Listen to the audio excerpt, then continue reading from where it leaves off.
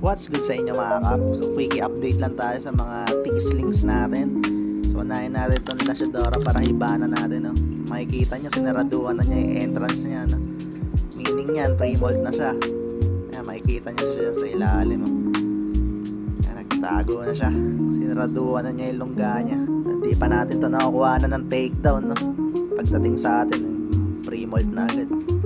Wala tayong magagawa, abang-abang lang. Ito naman yung OBT natin.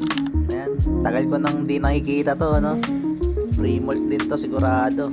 Tinry ko iwanan ng lots to pero di niya kinain yung lots, no? Baka pre-molt na siya. Andyan lang yun sa may masukal na part na yan.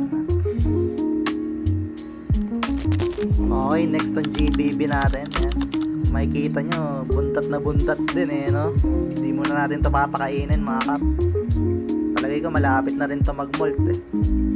So yun lang muna yung update natin sa mga alaga natin, no? Wala muna tayong takedown videos. Abangan nyo yung parating natin na alaga. Medyo matindi yung isa na yun. Yun lang mga kap. Peace out.